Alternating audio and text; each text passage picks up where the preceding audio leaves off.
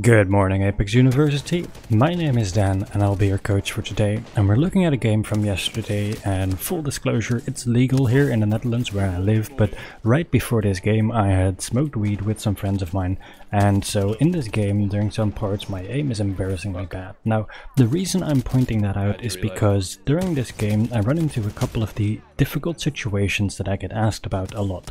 The final zones of this game are near Skulltown, and there are multiple teams with all three members camping on the high ground with snipers. Both of my teammates go down, there's no way for me to push, and these are all just very difficult situations while I don't really have the loadout to deal with it at all. So I wanted to show you that in those situations it's not great aim or godlike reflexes that make you able to survive and still do well, but it is smart decision making, patience and paying attention. And so we're gonna go through some of the fights and I'll tell you what I did to still win them.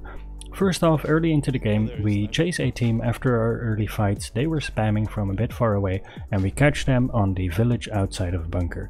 Now, while we catch them here, I go in with my portal, and the problem is that I have a Havoc which does not have a turbocharger on it, so I need to charge up my shots. I don't have much cover to do so from, so I'm afraid that while I do so, while I'm exposed to two of my opponents here, I'll get killed rather quickly.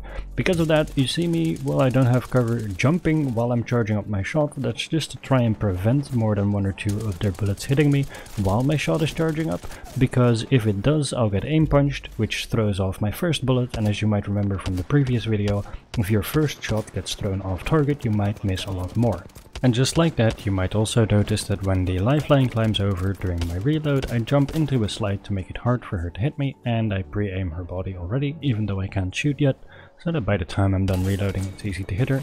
Now I finished the first opponent we downed here to try an armor swap, because there's one still up and my armor is almost depleted, but I actually end up forgetting to click the armor, so I don't take it. Therefore I have to back off a bit earlier here.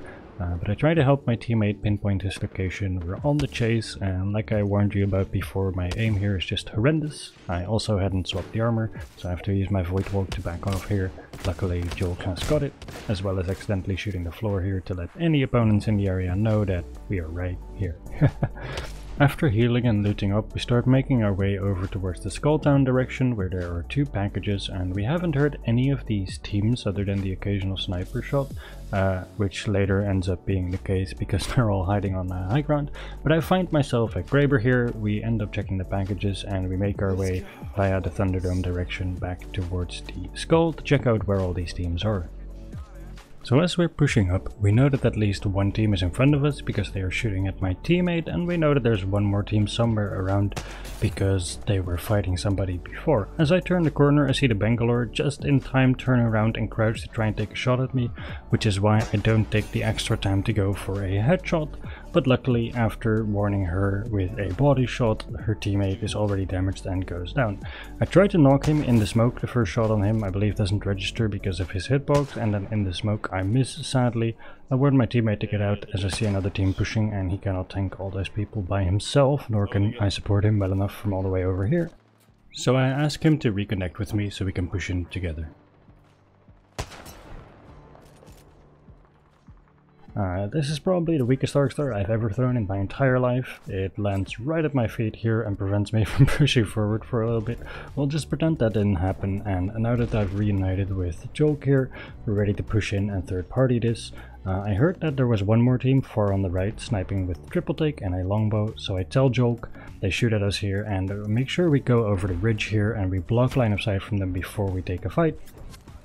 And now that we have line of sight blocked, we're able to take a fight with the team on low ground here. We can push them and still have no line of sight from the people behind us, but we do initiate with grenades, as we're not quite sure how many enemies are in the smoke from the two teams that were up here. And mainly we want to be fast because we know the third team is going to end up on the high ground behind us, as they do. Now I don't really care about the poke damage, I'm not worried because I had killed somebody with purple armor, so I knew I could refresh it, but that instantly changes here as both of my teammates go down. Now, even if I down somebody on the high ground, there's not much I can do, and if they do enough damage to me, I know that I can just push in aggressively and there's nothing I can do to get away or heal.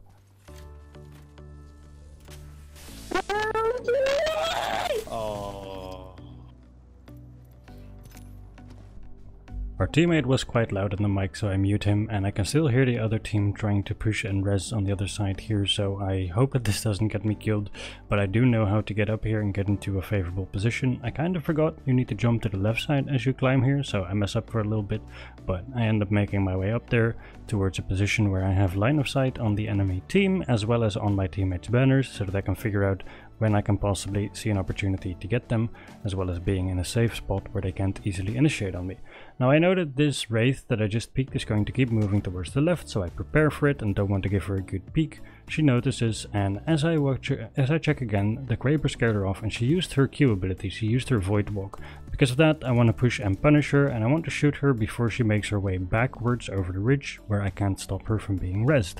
I just want to do this to either thirst her, because I can't really push in on this with the team above me if I do, or to just get her out of the way and buy some time while I get my teammates' banners. Sadly, she drops forward, so I just end up finishing her and not getting much value out of it, so instead I use a portal and drop down. While I create this portal, I look at the timer. It's at about 1 minute and 20 seconds until the next zone moves. This portal stays for a minute, so once there's about 20 seconds left, I know this portal ends. This is important to know because as long as it's up, they can push me on this high ground, and as long as it's up, I can use it to get out. Now, I see this person go for the enemy's banner, I'm ready for it, I have high ground, and I'm just waiting for them to be out in the open and punish them, and even if they push through the portal, I know exactly where the entrance is, and I know on which side they will exit it, so I can be ready for it. I still know I have about 30 seconds left on the portal, so I feel totally comfortable dropping down here, even if there's people above me, because I know my way out. And I try to punish the lifeline as she is out in the open once again. Shouldn't have stopped there. She did get some armor back, so I decided to armor swap a bit too preemptively, but that's okay. And as she makes her way around, I think her teammate must be coming at this point because this took a while, so I go back up right before the portal ends. It should have about 10 seconds left, and I try to get a sideline where I can get both behind the portal and see if somebody's coming. Missed my shot, but I was ready for it, and like I said, I was behind the portal, which gives me free early damage on him, makes it difficult for him to do anything back.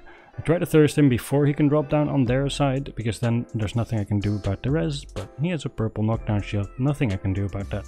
And I instantly fall backwards. Their Pathfinder is already down, so they can't easily push me, but I still don't want to take the risk of trying to hang on there with very little cover and some damage taken 1v2.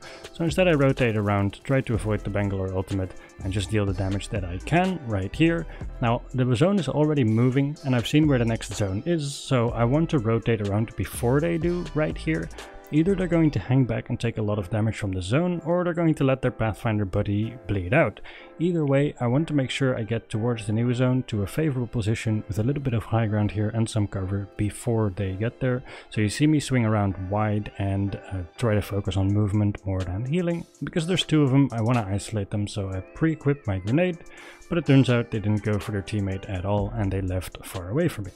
I only have one Kraber shot left now, so I'm gonna look for some value with it, and for now, because it's a bit open and I don't want to 1v2 in this area unless I can start with a good Kraber shot or find them far away, I'm just kind of looking for some scouting information, not taking a shot here. She doesn't give me a clean enough headshot to go for, but right here, this is what depression looks like, because I see a clean shot and I go for it. Let's look at that in slow motion. So I know I only have one shot, I want to make it count, and right here on the rangefinder you can see 49 meters, which means the bullet will drop right here. And if we skip one more frame forward to see where the bullet hits, it looks like it should go straight into his head, but it doesn't. I failed my initiation and no longer have a secondary weapon, so I portal out to reset the position because I don't want to 2v1 here, and I saw that they had a supply drop right there, which might have a Mastiff, a Kraber, or a weapon that they dropped.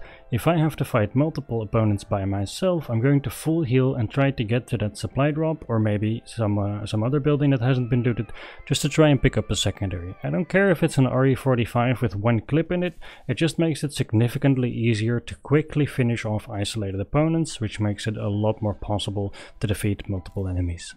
One thing that might still be worth pointing out here before we go on is that if I had remembered where I picked up the Kraber, I'm really close to it now and I could have gone back and picked up my Evite from before. But oh well, it is what it is. I spot a Bangalore on my way out and I don't feel like her initiating on me here because I would be in a weird corner stuck between all the last teams, so I decided to make my way out. But before being able to figure out where she went, I hear somebody on my left, and this is exactly what I was afraid of, being stuck. So I wait for a safe moment to make my way out, and I just try to rotate around this next zone to get over towards where I saw those supply drops for secondaries, but also so that when the zone moves in, that I'm getting away from now, I can actually be behind the team that I was looking at before, that I was scouting at. I want to be on high ground behind them by rotating around them right now. So that it's far easier for me if a big team fight shows up to initiate from the outside of it to make sure I don't get sandwiched. Now, as I make my way over, I do see that they did indeed swap a weapon out, and so as quickly as possible I switch out my Graber, which has no more bullets in it, before making my way out towards the next zone. Sadly, this team waited a really long time before rotating, so my idea did not end up working out.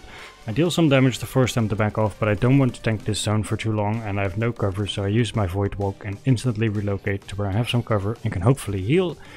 Now, sadly, somebody was ready for this and was waiting for me here after I get the kill on him. You can really see right here the value of me picking up that R99. Even though it only had 40 bullets, it saved my ass because I would not have been able to reload there.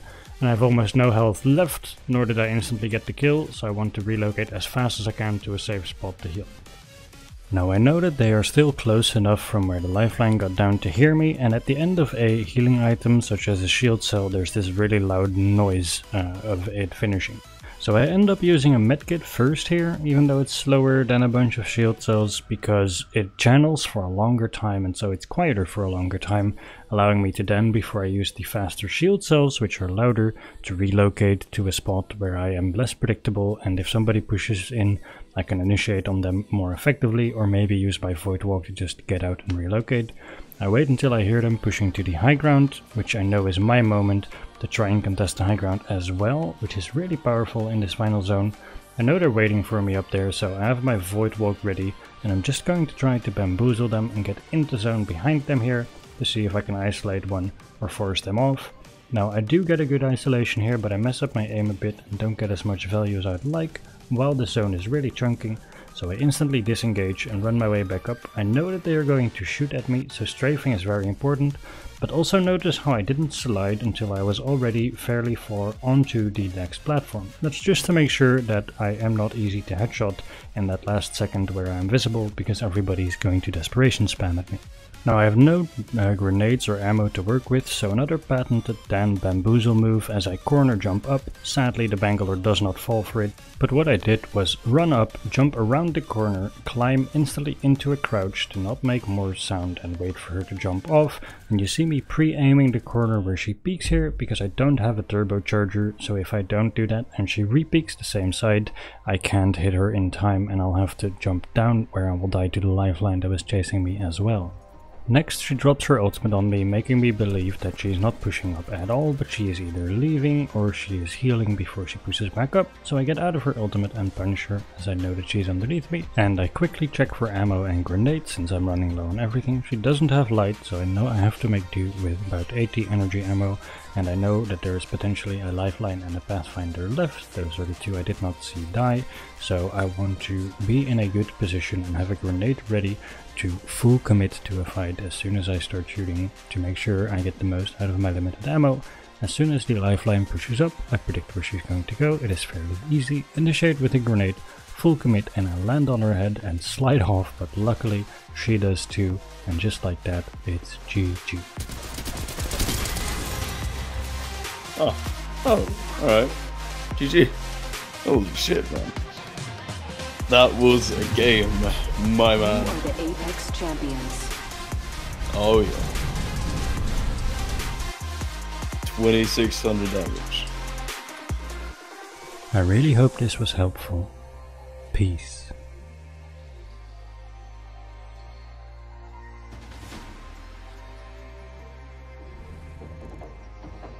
You know what I'm gonna do now?